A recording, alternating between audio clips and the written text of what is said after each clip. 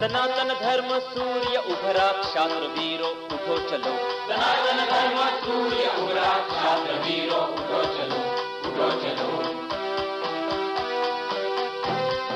कलयुग के इस कलयुग का है अंत निकट आया, संधि काल इन युगों युगों का अब समीप आया, साधना के महापर्व को साथ है लाया।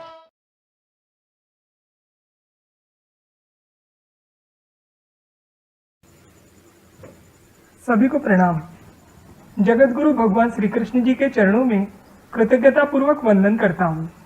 सनातन संस्था एवं हिंदू जन जागृति समिति द्वारा आयोजित धर्म संवाद इस विशेष कार्यक्रम में मैं गुरुराज प्रभु आप सभी का हार्दिक स्वागत करता हूँ। धर्म संवाद में पितृपक्ष के निमित्त हमारी विशेष मालिका चल रही है। श्राद्ध केवल कर्मकांड ही नहीं तो एक धर्म विज्ञान कैसे है, यह हम इस मालिका से समझकर ले रहे हैं। आज के धर्म संवाद में पितृदोष से संबंधित प्रश्नों पर हम मार्गदर्शन प्राप्त करेंगे। आज हमारा सौभाग्य है कि पितृपक्ष एवं श्राद्ध के विषय में मार्गदर्शन करने के लिए हमारे साथ पूजनीय नीलेश सिंघवाल जी उपस्थित है। नमस्कार पूजनीय नीलेश जी। आज के धर्म संवाद का प्रारंभ करने से पूर्व हम पूजनीय नीलेश जी का परिचय समझकर लेते हैं। आप समुद्री जहाज निर्मित क्षेत्र के अभियंता हैं। आपने सनातन संस्था के मार्गदर्शन में साधना कर संत पद प्राप्त किया है, अर्थात आप आध्यात्मिक क्षेत्र के अधिकारी संत भी हैं। विगत 21 वर्षों से आप पूर्णकालीन रूप से हिंदू धर्म के प्रचार प्रसार का कार्य कर रहे हैं और इसी कार्य हेतु आप निरंतर प्रवास करते हैं। दर्शकों, आइए आज के इस धर्म संवाद का हम प्रारंभ करते हैं। पूजनीय नीलेश जी, पितृदोष इस विषय के संवाद में पहले भी हमारी चर्चा हुई है। उसी विषय में एक प्रश्न हम आपसे पूछना चाहते हैं कि हम ज्योतिष शास्त्र जानने वालों के पास जब जाते हैं तो अनेक बार बताया जाता है कि पितृदोष है, कुछ विधि करने पड़ेंगे। कृपया आप दर्शकों के लिए पितृदोष के विषय में पुनः एक बार विस्तार से हमें बताइए। जी, पितृगण हमारे पूर्वज हैं जिनका ऋण हमारे ऊपर है, क्योंकि हमारे जीवन के लिए उन्होंने कोई ना कोई उपकार किया है, त्याग भी किया है। हमारे पूर्वज उनके सूक्ष्म शरीर से अपने परिवार को जब देखते हैं और उन्हें ध्यान में आता है कि हमारे परिवार के लोग ना तो हमारे प्रति श्रद्धा रखते हैं और न ही इन्हें हमसे कोई प्यार है अथवा स्नेह है, और न ही किसी भी अवसर पर ही हमारा स्मरण करते हैं, और ना ही ये हमारी मुक्ति के लिए प्रयास कर अपना ऋण चुकाने का प्रयास करते हैं। तो ये आत्माएं दुखी होकर अपने वंशजों को श्राप दे देती है, जिसे पितृदोष कहा जाता है। पितृदोष एक अदृश्य बाधा है और ये बाधा पितरों द्वारा रुष्ट होने के कारण होती है। पितरों के रुष्ट होने के बहुत से कारण हो सकते हैं। आपके आचरण से हो सकते हैं, किसी परिजन की गलती से भी हो सकते हैं, श्राद्ध आदि कर्म ना करने से हो सकते हैं, या अंत्येष्टि कर्म आदि में हुई किसी त्रुटि के कारण भी वे रुष्ट हो सकते हैं। पितृदोष पूरे परिवार को लगता है। जैसे रामायण में श्रवण कुमार के माता पिता के श्राप के कारण राजा दशरथ के परिवार को कष्ट झेलना पड़ा, ये हम सभी जानते ही हैं। इसलिए परिवार की उन्नति के लिए पितृदोषों का निवारण करना बहुत आवश्यक है। जी, तो और एक प्रश्न हम यहाँ पर आपसे पूछना चाहेंगे कि यदि किसी को पितृदोष है तो उसके स्थूल में दिखाई देने वाले भी कुछ लक्षण है क्या? अगर यदि है तो आप वह हमें भी बताइए। हम देखते हैं कि कुछ परिवार पूरा जीवन दुखी ही रहते हैं। वंशहीनता, संतानों का गलत संगति में पड़ जाना, परिवार के सदस्यों का आपस में सामंजस्य न बन पाना, परिवार के सदस्यों का किसी असाध्य रोग से ग्रस्त रहना इत्यादि दोष उस परिवार में उत्पन्न हो जाते हैं। तो ये सभी पितृदोष के लक्षण हैं, ये हम समझ सकते हैं।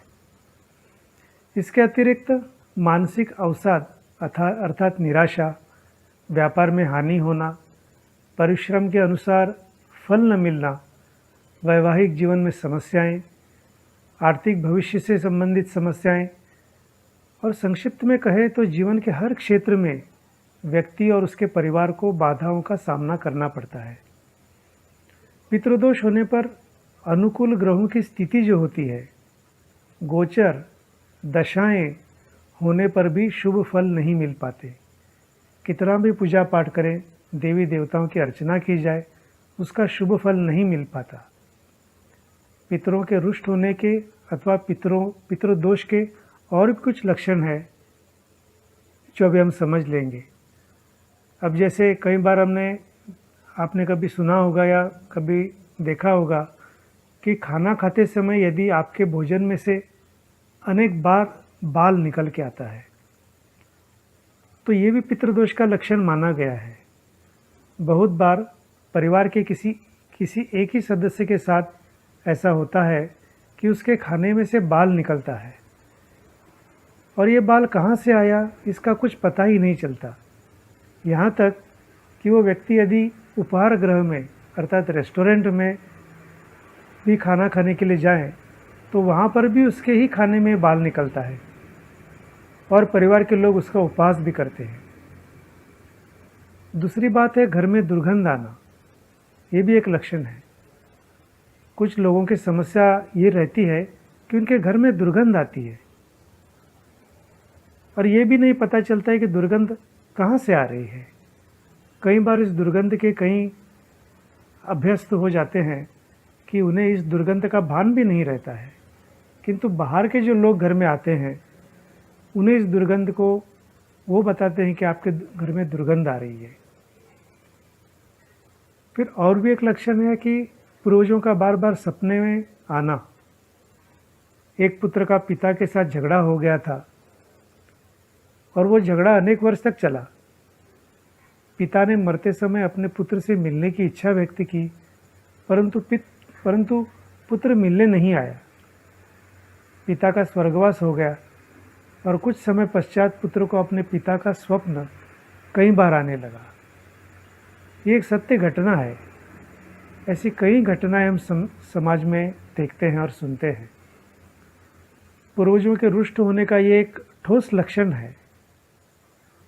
और एक लक्षण मैं बताना चाहूँगा और वो है शुभ कार्य में अड़चनें निर्माण होना। कभी कभी ऐसा होता है कि आप कोई त्यौहार मना रहे हैं अथवा कोई उत्सव आपके घर में हो रहा है, ठीक उसी समय पर कुछ ना कुछ ऐसा घटित हो जाता है कि जिससे रंग में भंग डल जाता है। तात्पर्य है कि शुभ अवसर पर कुछ अशुभ घटित होना पितरों की असंतुष्टि का संकेत माना जाता है। फिर और भी कुछ समस्याएं होती है जो पितरों के कष्टों के लक्षण माने जाते हैं, जैसे घर के किसी सदस्य का कुंवारा रह जाना। जैसे हम देखते हैं कि बहुत बार आपने अपने आसपास अथवा सगे संबंधियों में भी देखा होगा कि बहुत अच्छा युवक है, पढ़ा लिखा है, कहीं कोई कमी नहीं है, तब भी उसका विवाह नहीं हो रहा है। एक लंबी आयु निकल जाने के पश्चात भी विवाह नहीं हो पाना कोई अच्छा संकेत नहीं होता है। यदि घर में पहले ही किसी कुंवारे व्यक्ति की मृत्यु हो चुकी है तो अभी बताई गई स्थिति बनने की संभावना बढ़ जाती है। इस समस्या का क्या कारण है ये भी पता नहीं चलता। और भी एक लक्षण हम देखते हैं कि आपने कभी देखा होगा कि एक बहुत अच्छा घर हो, संपत्ति हो, मकान है या दुकान की भूमि है, उसका एक भाग कोई कारणों से बिक नहीं पाता है। वो बेचने के लिए प्रयास करता है लेकिन बिक नहीं पाता है। यदि कोई लेने वाला मिल भी रहा हो तो बात नहीं बनती। सब कुछ हो जाता है तो अंतिम समय पर बात नहीं बनती, बात बिगड़ जाती है। इस प्रकार की स्थिति यदि लंबे समय से चली आ रही है तो ये मान लेना चाहिए कि इसका कारण अवश्य ही कोई अतृप्त आत्मा है, जिसका उस भूमि अथवा संपत्ति से कोई संबंध तो जरूर रहा होगा, अवश्य रहा होगा। और भी एक लक्षण है पूर्वजों के कष्टों का, पितृदोष का, और वो है संतान न होना। वैद्य के दृष्टिकोण से शारीरिक स्थिति सामान्य होने पर भी संतान सुख से वंचित रहने का संबंध आपके पूर्वजों से हो सकता है। उपरोक्त जब जितनी सारी अभी हमने या अलग अलग प्रकार के जो लक्षण सुने, तो ये सभी प्रकार की घटनाएं अथवा समस्याएं आप में से बहुत से लोगों ने अनुभव की होंगी। इसी प्रकार से पितृदोष के लक्षण सामान्यतः दिखाई देते हैं। बुद्धि के स्तर पर विचार कर इनके निवारण के लिए लोग समय और पैसा नष्ट कर देते हैं, परंतु समस्या का समाधान नहीं हो पाता है। जब किसी समस्या का समाधान डॉक्टर, औषधि, अन्य परिवारजन द्वारा नहीं हो पा रहा हो, तब उस समस्या का कारण पितृदोष मान सकते हैं। जी पूजनीय नीलेश जी, पितृदोष किन कारणों से लगता है, इसके बारे में भी आप हम सभी को विस्तार से बताइए। अवश्य। पितृदोष दो प्रकार से प्रभावित करता है, यह हमें सबसे पहले जानने की आवश्यकता है। जिन पितरों को अधोगति मिली है उनके कारण, तथा जिन पितरों को ऊर्ध्वगति मिली है उनके कारण भी ये दोष उत्पन्न होते हैं। अब सबसे पहले अधोगति वाले पितरों के बारे में हम देखेंगे। अधोगति वाले पितरों के दोषों का मुख्य कारण परिजनों द्वारा किया गया गलत आचरण, उनकी अतृप्त इच्छाएं, संपत्ति के प्रति मोह और उसका गलत लोगों द्वारा उपभोग, ये होता है। इसके साथ साथ विवाह जैसे जो ये समारोह होते हैं उसमें परिजनों द्वारा किए गए गलत निर्णय ये भी होते हैं। परिवार के किसी प्रियजन को अकारण कष्ट देने पर पितर क्रोधित भी हो जाते हैं, परिवारजनों को श्राप दे देते हैं और अपनी शक्ति से नकारात्मक फल देते हैं। अब हम ऊर्ध्वगति वाले पितरों के बारे में देखेंगे। तो ऊर्ध्वगति वाले पितर अर्थात जिन पूर्वजों को ऊपर की यानी अच्छी गति मिली हुई है, ये पितर सामान्यतः पितृदोष उत्पन्न नहीं करते, परंतु उनका किसी भी रूप में अपमान होने पर अथवा परिवार के पारंपरिक रीति रिवाजों का निर्वहन नहीं करने पर वे पितृदोष उत्पन्न करते हैं। इनके द्वारा उत्पन्न पितृदोष से व्यक्ति की भौतिक एवं आध्यात्मिक उन्नति पूर्णतः बाधित हो जाती है। तब चाहे कितने भी प्रयास क्यों न किए जाएं, कितने भी पूजा पाठ कर लें, उनका कोई भी कार्य पितृदोष के कारण सफल नहीं हो पाता। और एक कारण है ऋण न चुकाने पर पितृदोष होते हैं। हमारे यहाँ 4 ऋण बताए गए हैं। हमने पिछले कुछ विषयों में ये जान लिया है, देव ऋण, ऋषि ऋण, पितृ ऋण और समाज ऋण। तो ये चारों ऋण न चुकाने से हमें पितृदोष का शाप लगता है, ऐसा कहा जाता है। अब इन चारों ऋणों के बारे में हम देखते हैं, ये ऋण कैसे कैसे हम पर निर्माण हो जाते हैं।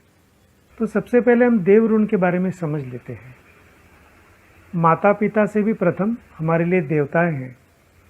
हमारे पूर्वज भी अपने अपने कुल देवताओं को मानते थे, किंतु नई पीढ़ी ने उन्हें बिल्कुल छोड़ दिया है।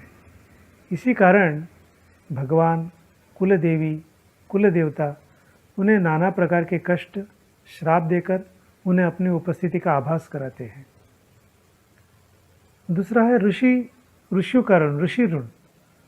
ऋषि ऋण जिस ऋषि के गोत्र में हमने जन्म लिया है, हमारा जन्म हुआ, वंश वृद्धि की, उस ऋषियों का नाम अपने नाम के साथ जोड़ने में नई पीढ़ी आज कतराती है। उनके लिए ऋषि तर्पण आदि नहीं करती है। इस कारण उनके घरों में कोई मांगलिक कार्य नहीं होते हैं, इसलिए उनका श्राप पीढ़ी दर पीढ़ी चलता ही रहता है। अब हम पितृ ऋण के बारे में देखेंगे। माँ का स्थान परमात्मा से भी ऊंचा माना गया है। अतः यदि माता के प्रति कोई गलत शब्द बोलता है अथवा माता के पूर्वजों को कोई कष्ट देता है, तो उसके फलस्वरूप उसको नाना प्रकार के कष्ट भोगने पड़ते हैं। इतना ही नहीं, इसके बाद भी कलह और कष्टों का चक्र भी परिवार में पीढ़ी दर पीढ़ी चलता ही रहता है। पितृभक्ति करना मनुष्य का एक धर्म है। इस धर्म का पालन न करने पर उनका श्राप नई पीढ़ी को झेलना ही पड़ता है। इसमें घर में आर्थिक अभाव, दरिद्रता, संतानहीनता, संतान को विभिन्न प्रकार के कष्ट होना, संतान का अपंग रह जाना, जिससे जीवन भर कष्ट भुगतने पड़ते हैं। तो इस प्रकार के कष्ट भुगतते रहना पड़ता है। दोनों पक्ष के दादा दादी, नाना नानी और इसके पूर्व की 3 पीढ़ी का श्राप हमारे जीवन को प्रभावित करता है। अब हम समाज ऋण के बारे में भी देखेंगे। परिवारजनों के अतिरिक्त जिन अन्य मनुष्यों ने हमें प्यार दुलार दिया, हमारा ध्यान रखा, समय समय पर हमें सहायता की, गाय आदि पशुओं का हमें दूध मिला, उनका दूध हमने पिया, जिन अनेक मनुष्यों, पशुओं, पक्षियों ने हमारी प्रत्यक्ष अथवा अप्रत्यक्ष रूप में सहायता की, उनका ऋण भी हम पर होता है। समाज हित की कृतियाँ करके हम इन ऋणों से मुक्त हो सकते हैं। और एक मुख्य कारण है, वो है अधर्माचरण। आजकल गरीब और लाचार लोगों की धन संपत्ति हड़प के स्वयं को बड़ा समझते हैं, तो इसी कारण भी उनके परिवार को इस प्रकार के दोष लगते हैं। तो इन सभी चीज़ों को हमें ध्यान में रखना है, जिसकी वजह से हमें पितृदोष लगने की संभावना रहती है। जी, और एक प्रश्न नवमी के संदर्भ में हम आपसे पूछना चाहते हैं। पति के निधन से पूर्व मृत स्त्रियों का श्राद्ध पितृपक्ष की नवमी अर्थात अविधवा नवमी को ही क्यों किया जाता है? इसका कारण हम आपसे जानना चाहते हैं। आश्विन कृष्ण नवमी को अविधवा नवमी कहते हैं। माँ या परिवार की अन्य अहिवातिन अर्थात सधवा स्त्री की मृत्यु हुई हो तो इस दिन उसका श्राद्ध करते हैं। इस दिन ब्राह्मण एवं सुहागिनी को भोजन करवाने की रूढ़ी है। नवमी के दिन ब्रह्मांड में शिव तरंगों की अधिकता होती है। फलस्वरूप सुहागन को सूक्ष्म रूपी शिव तत्व का बल प्राप्त होता है। इस दिन सुहागन में निहित शक्ति तत्व का सूक्ष्म शिव शक्ति से संयोग होने में सहायता होती है तथा सुहागन की लिंग देह त्वरित ऊर्ध्वगति धारण करती है। इसलिए रजोगुणी शक्ति रूप की प्रतीक सुहागन का श्राद्ध महालय में शिव तरंगों की अधिकता दर्शाने वाली नवमी के दिन किया जाता है। अब हमारा जो विषय चल रहा है श्राद्ध और पितृपक्ष, तो पितृदोष के निवारण के लिए अलग अलग उपाय और विधि बताए गए हैं। ये उपाय भी हम अगले धर्म संवाद में समझ लेंगे।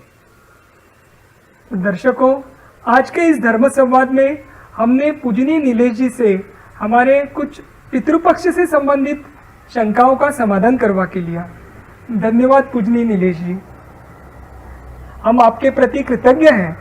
पितृपक्ष के निमित्त आपने पितृदोष के विषय में बहुत ही अच्छी और उपयुक्त जानकारी हमें दी है। अगले धर्म संवाद में पितृदोष के उपाय के विषय में जानकारी के लिए हम आपका मार्गदर्शन लेंगे। इसी के साथ आज के धर्म संवाद को हम यहीं पर विराम देते हैं। आज के इस कार्यक्रम संबंधी आपके कुछ सुझाव हैं, कुछ प्रश्न हैं, तो अवश्य फेसबुक के कमेंट बॉक्स में अथवा यूट्यूब के कमेंट बॉक्स में लिखकर हम तक पहुंचाएं। भगवान श्री कृष्ण की असीम कृपा से आज का यह विशेष धर्म संवाद संपन्न हुआ है, ऐसे मैं घोषित करता हूँ। नमस्कार। हिंदू जनजागृति समिति के धर्म प्रचारक संत पूजनीय नीलेश सिंगबार जी, इनके द्वारा सनातन संस्था के नए ऐप श्राद्ध का लोकार्पण हुआ है। यह ऐप मराठी, हिंदी, अंग्रेजी तथा कन्नड़ इन भाषाओं में उपलब्ध है। अब हम देखेंगे इस ऐप की कुछ विशेषताएं। श्राद्ध के विषय में शास्त्रीय जानकारी देने वाले लेख, श्राद्ध के संबंधी विविध वीडियोस, भगवान दत्तात्रेय पर आधारित लेख, दत्तात्रेय देवता का नाम जप ऑडियो। तो आज ही डाउनलोड कीजिए श्राद्ध का ये ऐप। गूगल प्ले स्टोर पर ये ऐप बिना मूल्य उपलब्ध है।